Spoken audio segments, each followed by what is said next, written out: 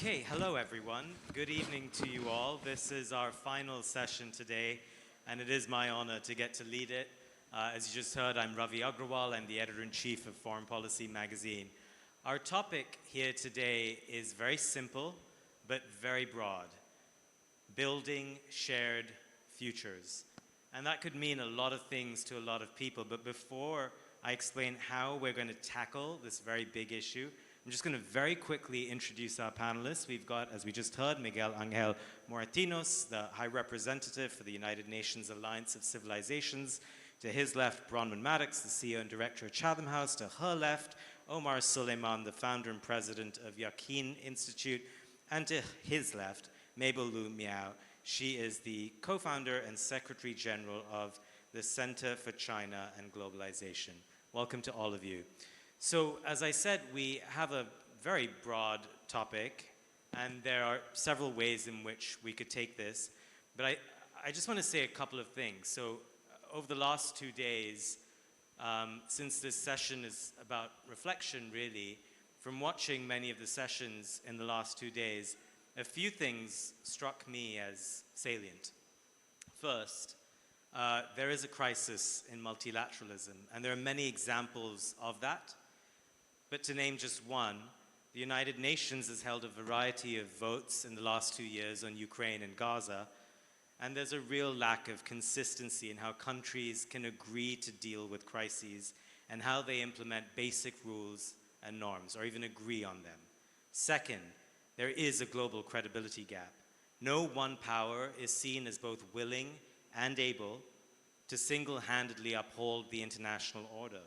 Great powers such as the United States and China refuse to cooperate to do that, and so the international system is straining. Credibility is lacking. This has come up again and again in various sessions over the last 2 days. And then finally, as you all know, related to these first 2 points, there's a growing sense of resentment among the countries of the Global South, many of whom we've heard from here today and yesterday. And these countries feel that the international order, the multilateral system, the post-Bretton Woods system, is just not equitable. It's not fit for purpose. Those are some of my takeaways, not just from this summit, but from the year, really. And so I want to put all of this to our panelists as we think through not just these problems, but also a sense of solutions to them, how we can think of new mechanisms to strengthen the things that we can identify as broken. How do we build better systems, norms, and institutions?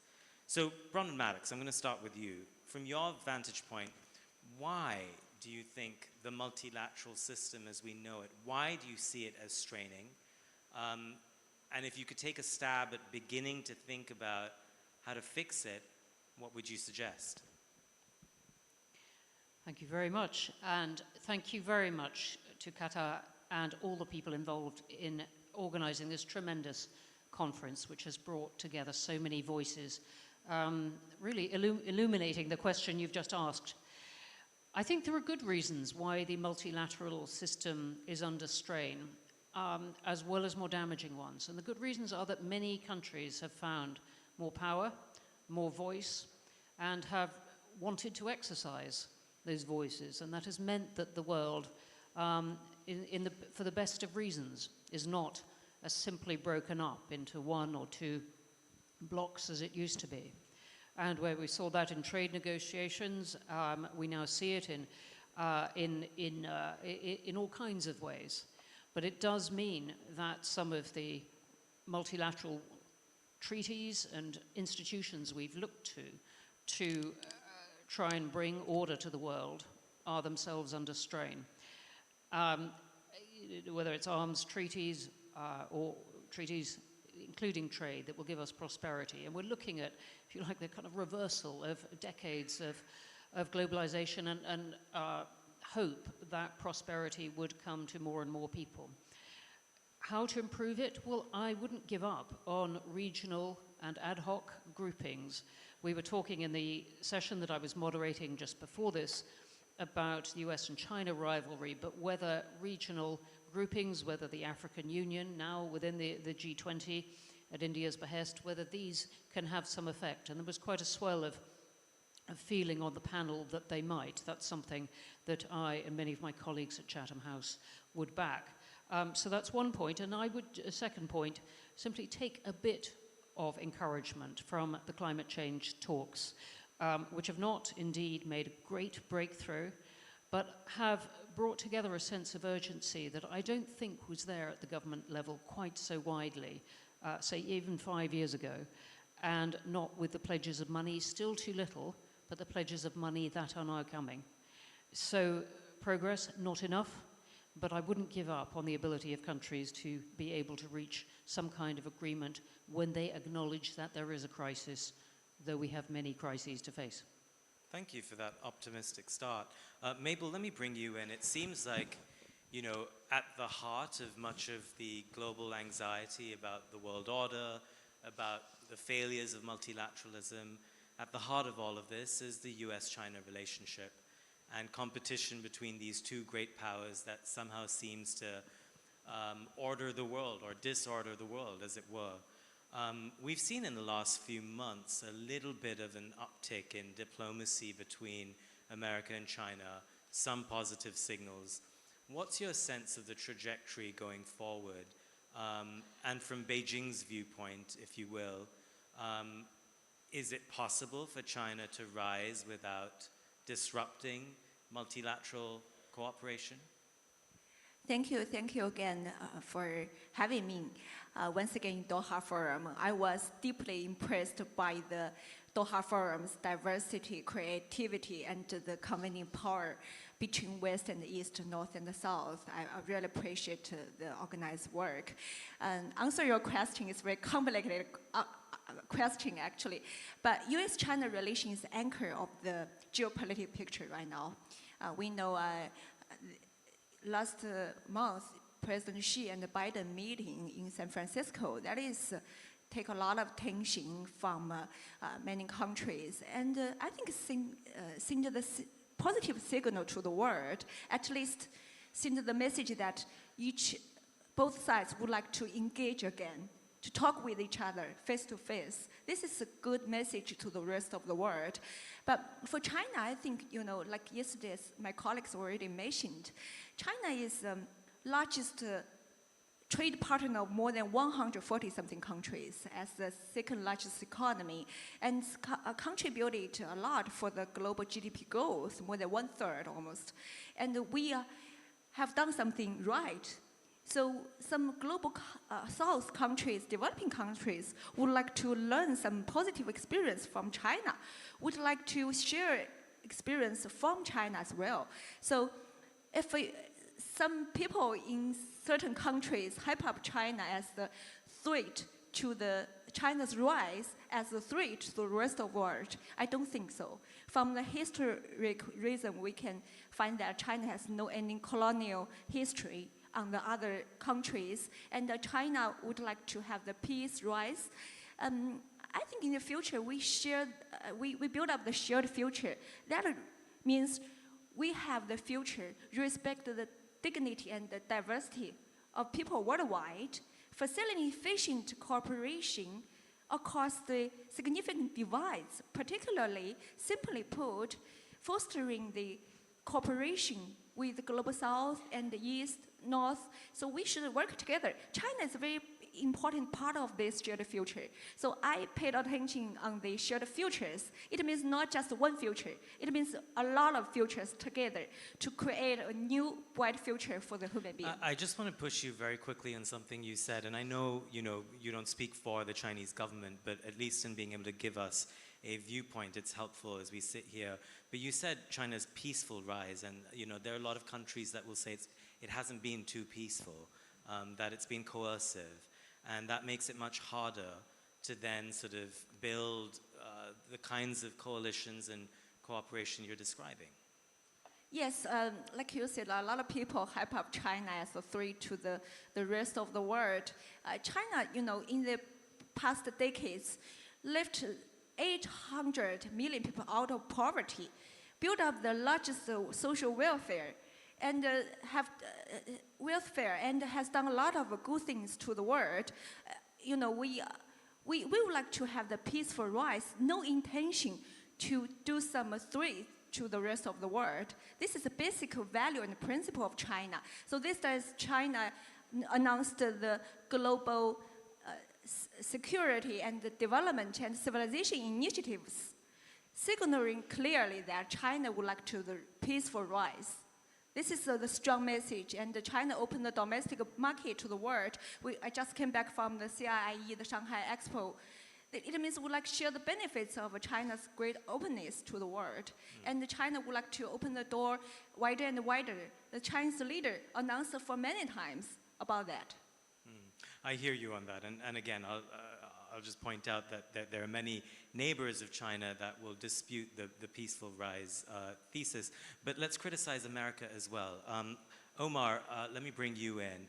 And I mentioned at the start that we're in this strange global moment as we think about building a shared future, where we have a global credibility gap.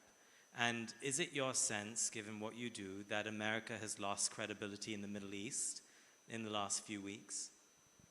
Well, I think, speaking as a Palestinian American, America has lost credibility long before the last 3 weeks in terms of having a meaningful voice on what global human rights actually are.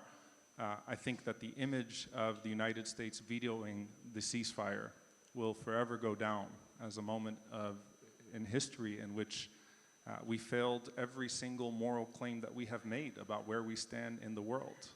Look, this is a situation in which you not only have a president that is using dehumanizing language that is having consequences abroad, but we are seeing a rise in anti-Palestinian bigotry that has led to the murder of 6-year-olds and the shooting of young students for simply wearing a keffiyeh in the streets of Vermont. And so the dehumanizing rhetoric of the President of the United States has led to actual hatred domestically and abroad. And so America is failing globally and domestically. Now, I think that there has to be a consistent framework by which we hold governmental powers accountable, whether that's the United States or China or Russia when it comes to minorities and the treatment of minorities, specifically when it comes to global extensions of Islamophobia, which looks very different in multiple places in the world. But we live in a time where talks of peace, which are often heard in forums where political powers posture, are directly used to suffocate the work of justice and to have consistent human rights bodies, consistent human rights activists that can hold all powers, all governments accountable with consistent frameworks where people have the right to self-determination, where people have the right to freedom, where people have the right to live not just without airstrikes and without the necessities of life being taken away from them, but also with the full realization of their territorial integrity and their self-determination, will require a fearless consistency that we have to make sure is heard in all of these forums and challenges all parties accordingly. Undersecretary General, thank you for being patient. Thank you for the applause as well. You were shaking your head in maybe 2 of the last 3 answers. And you're at the United Nations, which is often the focus of much criticism when we discuss issues like multilateralism. What's your take? I mean, is there a better way for the UN to handle things such as the vote over the last 3 days that was America vetoed and gave a real global sense of disagreement and disharmony? Well, thank you. Thank you very much. Let me express my gratitude and thanks to the organizer, and the Qatar government, the leadership. I think one of those has been in Doha Forum, all the forum. Only I missed one. So I have the historical memory, how was the first one, 2000, and how is today. A very important, enriching debate we have been the 2 last days. But I will ask your question, a specific question, but I was preparing my intervention and your first remark, where we are going, what is in international institution, how is multilateralism. I was recalling one of the, I think, most prestigious and interesting European, Austrian writer, Stefan Zweig, that he wrote a very good book, you know, The World of Yesterday. He was in between the two world wars. And in his book, he expressed the frustration, the sense of disappointment. He was totally depressed because after the First World War, he was thinking with hope and with a kind of good illusion that finally the Europeans were going to understand each other and they will bring eternal peace. It didn't happen. So some years after, he commits suicide in Persepolis. I will not commit suicide. I will come back to you later on. What I want to mean is that today we are in a similar situation. We are in a transitional phase. Secretary General, in his speech yesterday, mentioned that we are in this period that we are abandoning the world of yesterday and creating the world of tomorrow. But we are in today's full of contradiction, because we have not finally worked out what kind of international governing body we are going to have. And that is what gives us certain, conclusion. First, that the Philadelphia, the Bretton Woods, San Francisco, Bretton Woods institutions are coming to an end. Everybody knows that. Even Secretary General said that these institutions are not responding to the challenge of today. So we all know that. Second assumption, when we created the UN, and you are asking me about the UN, the countries, member states, were abandoning the former, let's say, approach of governments and nations of the balance of power. And they were betting for having a collective security system. That means all together, we will take care of the whole responsibility.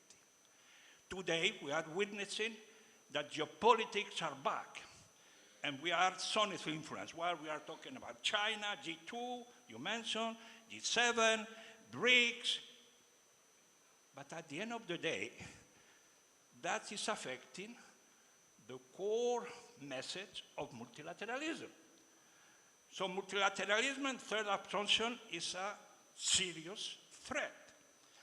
So why is it a serious threat? Because it's not adapting to the new reality. New reality because there are new actors. We have no, like in 1945, only member state governments. Now we have a broader number of actors. That is the private sector, the media, civil society, that are what we call even the global citizenship, the global citizens that are manifesting against climate change. So we have larger actors. Number two, we have a different agenda. All conflicts were territorial conflict. Unfortunately, we have Ukraine and Palestine. I will come back to that. But during these 75 years, or 80 years now, we have not been able to solve all conflict.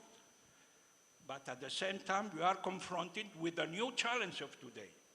And the new challenge, the new agenda is climate change, is DG, is terrorism and migration, and we have not been prepared. And thirdly, the methodology. I mean, we are talking about artificial intelligence. Diplomacy has to be adapted to the new technology to work. So finally, everybody here, everybody of the big established politics are aware that these institutions are not adapted to today's world. We all agree.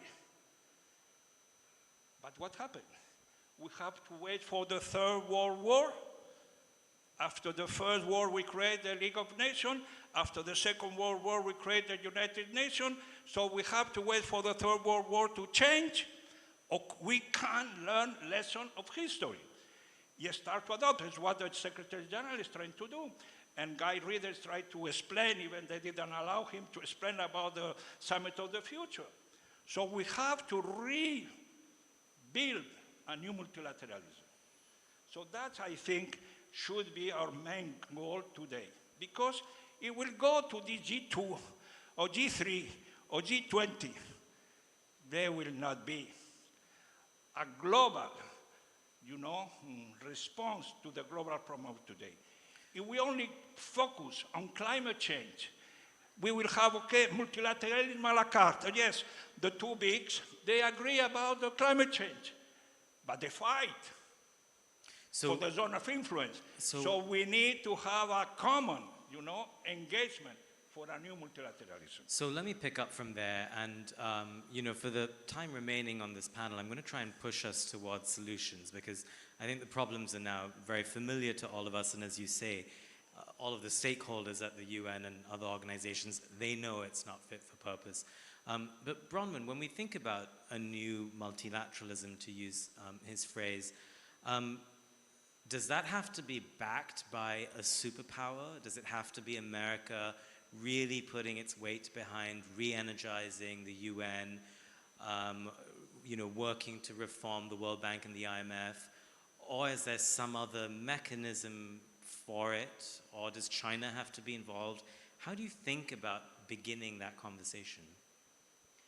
It's a very good question. I think no is the answer.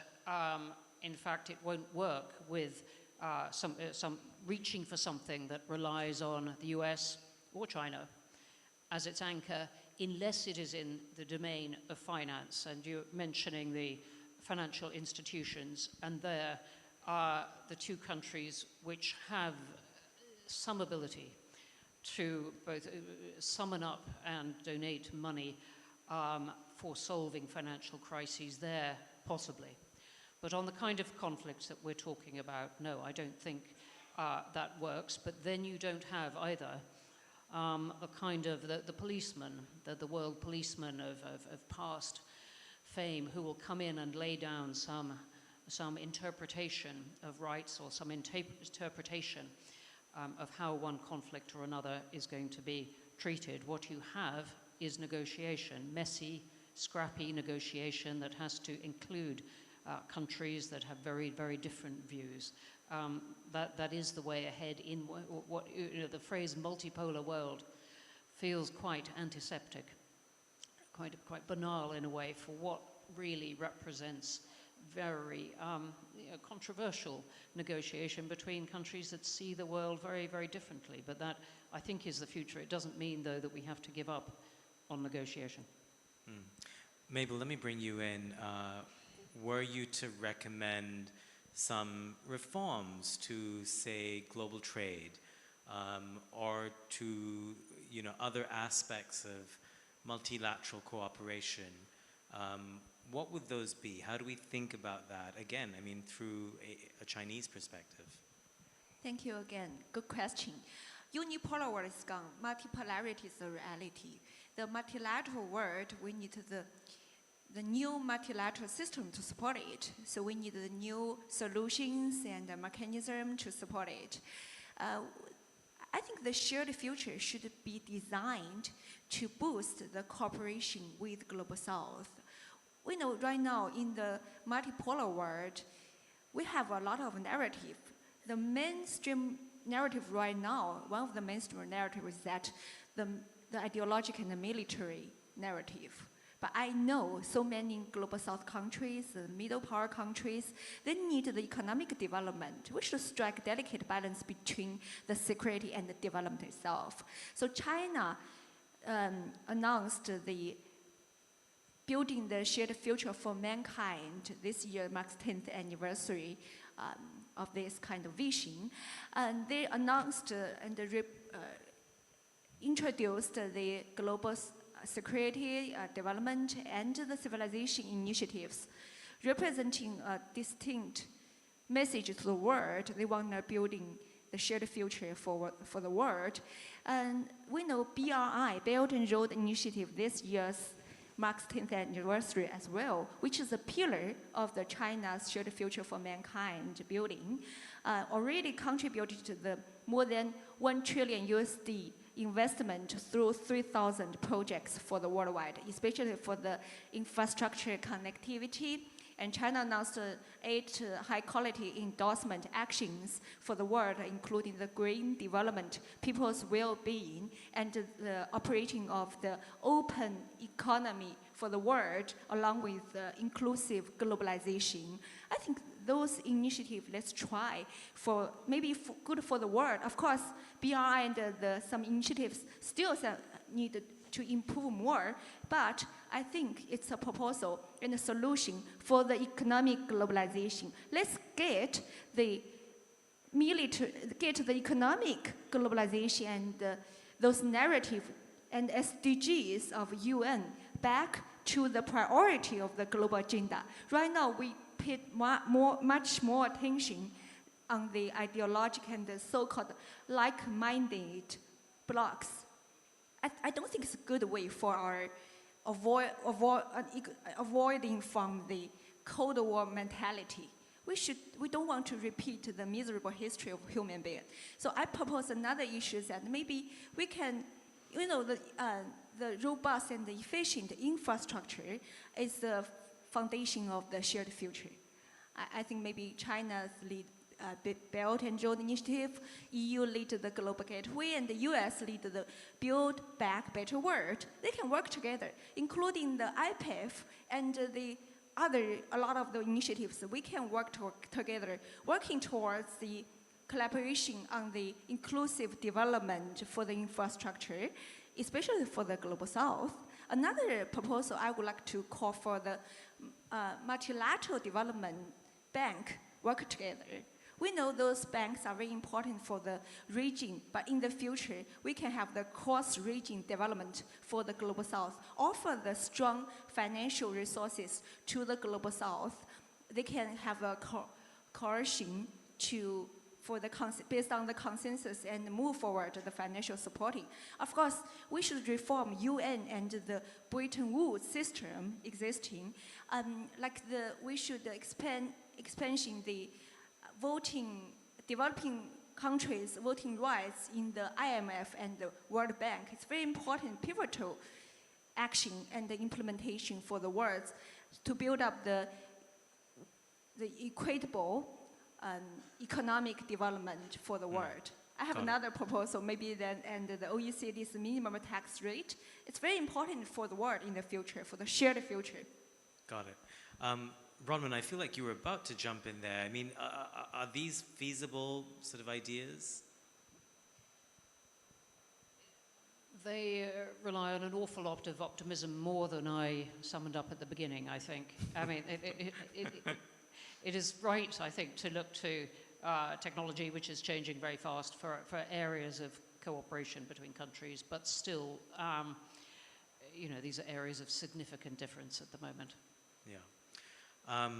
Let me take a slightly different tack here as we think about shared futures. It's such a broad topic. But Omar, you're also an imam, and it feels to me that, religion is just this recurring flashpoint in conflict around the world. Anti-Semitism is at a sort of recent high. Islamophobia has reared its ugly head again, as you pointed out.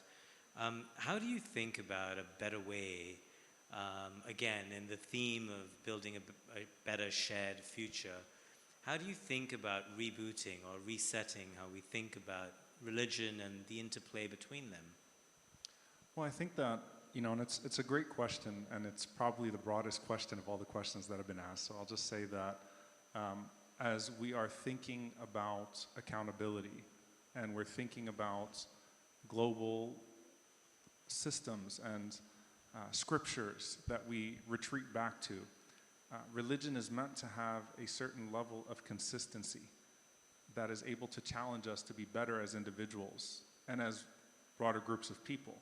I think that religion often becomes the scapegoat. In the 20th century, we're talking about the world wars. Religion was not responsible for World War I, nor was it responsible for World War II.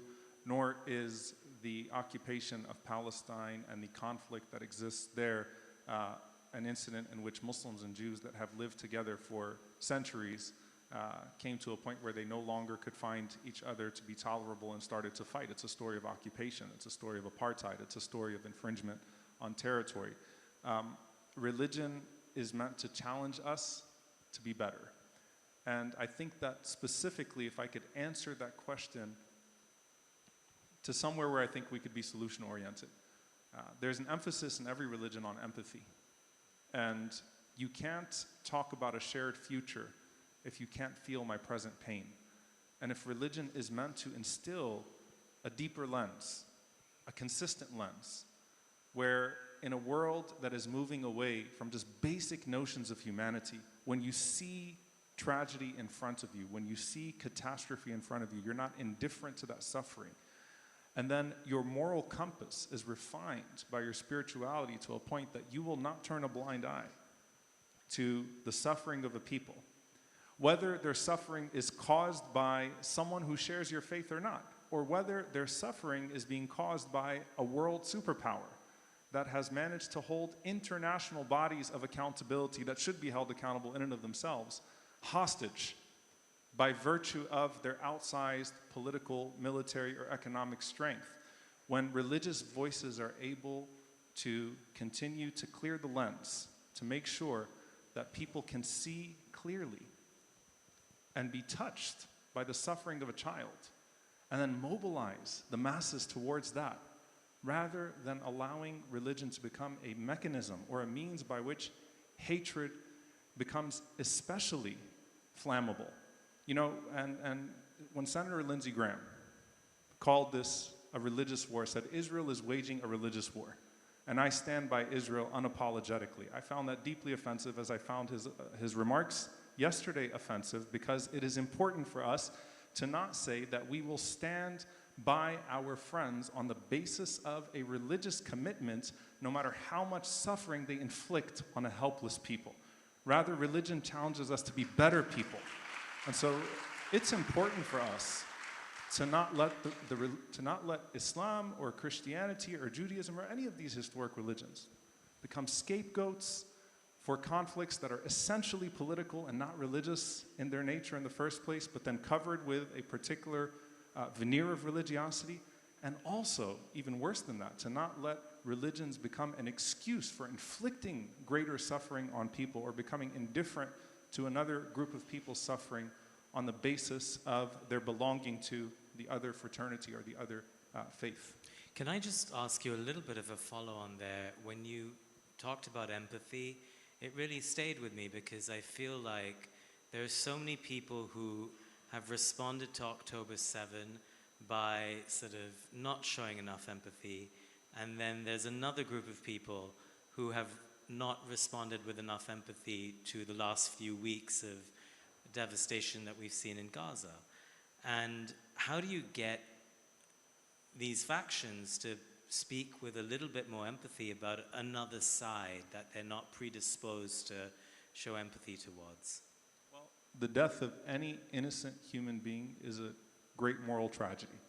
If we can agree on that the taking of an innocent life is a moral tragedy, then we move to why certain lives are given more worth and value in the global scene, not just in the media narratives, but also in our political structures. We then can move to, objective discussions about what meets the legal determination of violence, about when we use the Genocide Convention, about when we use terms like apartheid. These are heavy terms. These aren't terms that just trend on Twitter or X because it's a hashtag for the moment. These are terms that have legal determinations that are to be studied and met. And when you are able to then go back to an objective set of laws, an objective set of terms, objective ways by which you determine what true human value is and what true freedom is, then you're able to hold all parties accountable and you're able to have a more human conversation. I think that one of the things that often frustrates many, but also is missing in this discourse, is the terms that we use, like freedom, often are assumed to have consent across the board or to mean the exact same thing to people. I was having this conversation with President Jimmy Carter 5 years ago at the 70th anniversary of the UN Human Rights Charter. And we were talking about the distinction between the Atlantic Charter and the UN Human Rights Charter. The Atlantic Charter, which speaks of freedom in the sense of self-determination and in the sense of people's ability to again, exist without constriction, without the infringement on their basic human rights and values, as opposed to, maybe how other nations cherish freedom more on the side or heavily towards expression, expression-based freedom. Empathy requires looking at human beings and seeing in them your own children and starting from the basic moral truth that every innocent life that's taken is a tragedy. Why is it that we don't look at them with the same proportionality that we should based upon any objective standards? Yeah, that's a great point. Bronwen, just very quickly, I'll let you jump in because you wanted to intervene. I'm all for holding every country to account for what it does. That includes Israel, and the international community, and the US has not done that over Israel's treatment of the Palestinians. But Omar, you're talking about empathy.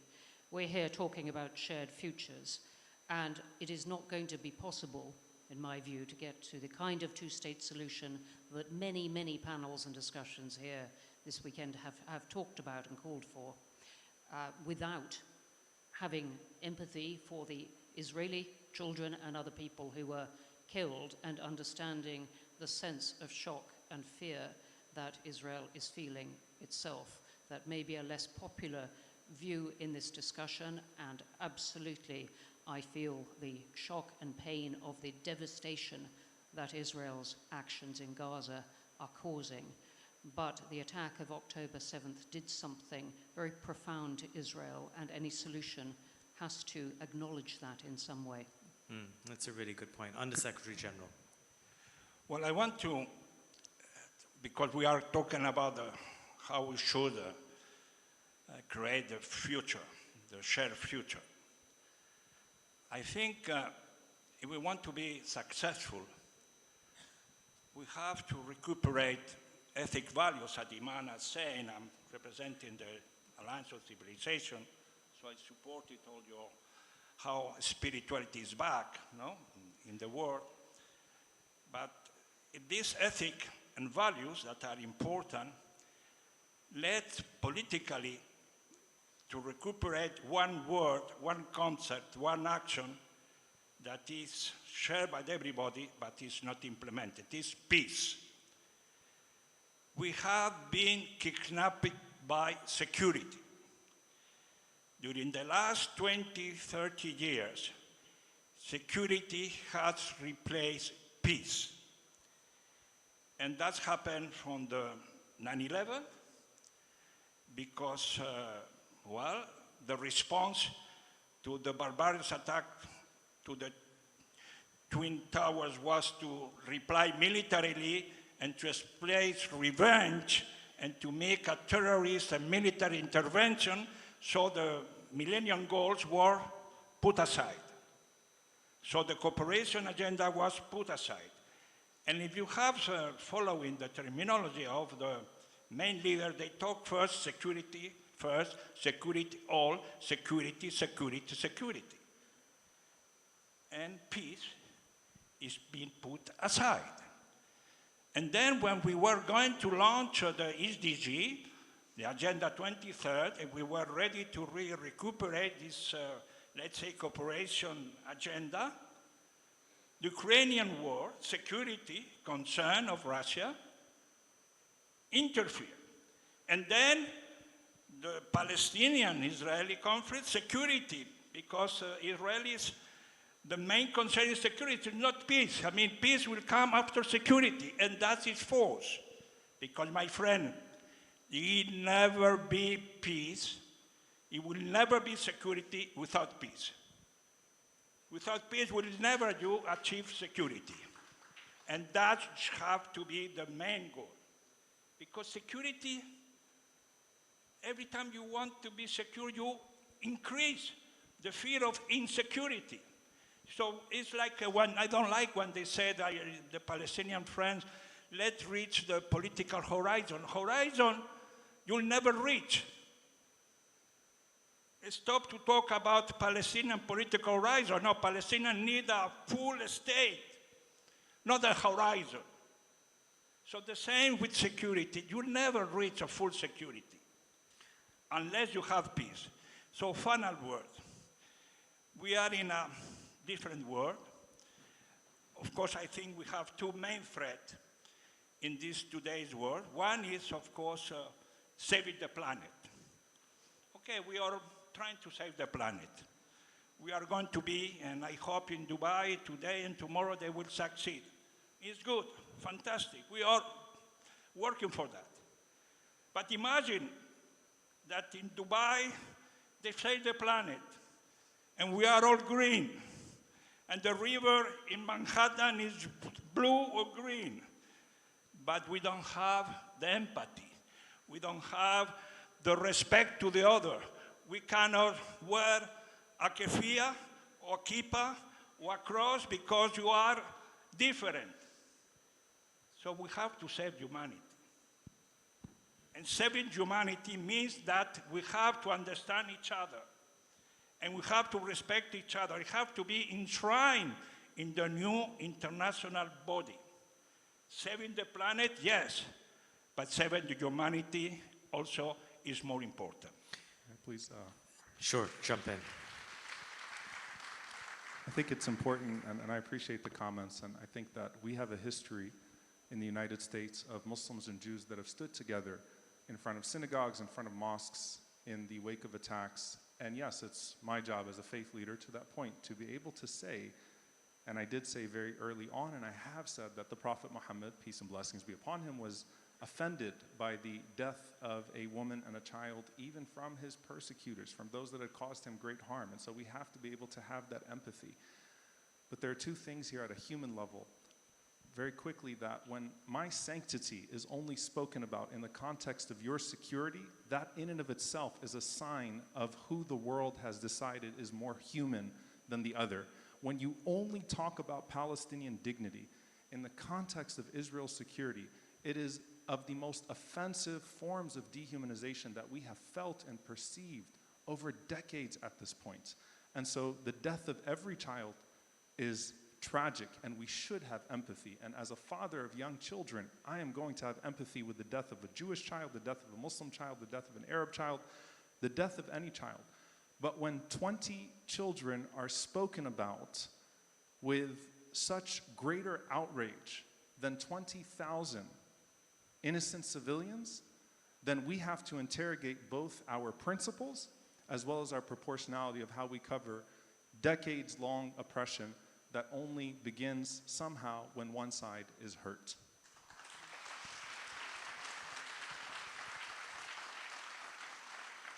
Mabel, you'd like to jump in as well. I mean, our topic is so broad at this point. I'm letting you all riff on each other's very worthy and peaceful comments, but jump in. And I think one thing that has occurred to me throughout everyone's comments is, but how? I mean, we're saying all of these, you know, wonderful big picture things about peace and not thinking only about security, but we're in a world where, you know, every single country is more skeptical about globalization, more skeptical about cooperation. One of the things the pandemic did to every country was to make it, you know, focus more inward, to think about securing its borders, securing its supply chains. And in a world like that, the kinds of things we've all been saying is much harder to do, not easier. Sorry, I was going to get, let Mabel go first, Mabel, and then I'm going to have Bronwen end after that. Sorry, yeah. Go for it. I believe non-development itself is biggest insecurity. I insist on this. We should, through the dialogue, build up the mutual understanding, foster the mutual understanding through people to people, through the students study overseas, through the tourism, through the think tanker communication, through academic engagement, through the Doha Forum like this, very inclusive one and global one, a strong convening power. And we believe in the future for the lasting peace, we should nurture the economic interests, common interests. I don't think the the peace itself will be waiting there if we do nothing. If we couldn't conduct a lot of dialogues, in-depth dialogues like this, and understand each other, build up the empathy with each other through the dialogue, I don't think without the economic interests, common interests, we can keep the long time peaceful environment. We have some experience, like the WTO and the Bretton Woods system established several decades ago. Safeguard, we have a peace, but it should be reformed and renewed. So let's do something like after WTO, we have the CPTPP, RCEP, and the DEPA for the digital ones. We should have built up the more dialogue platform to talk with each other, to build up the empathy. We lack of the platform to build up empathy. Mm-hmm. That's a very good tangible suggestion. We need more talking and more dialogue.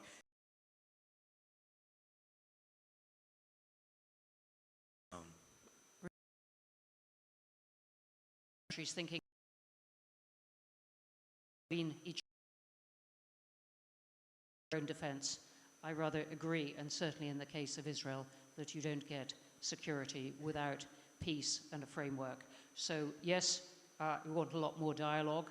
If we could be plunged into a even more dangerous world, it would be by an escalation of tension between the US and China. So I very much hope, but also I do think, we will see a continuation of the conversation between them.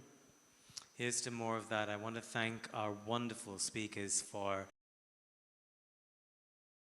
this was very big picture, very broad, and we could have gone a million ways, but I actually learned a lot. So thank you very much, and thank you to you, our audience, for bearing with us.